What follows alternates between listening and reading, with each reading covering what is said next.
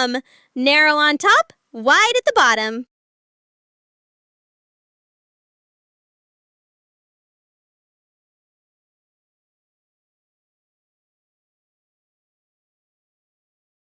Now color your trapezium in. Last of all, write the name. Trapezium.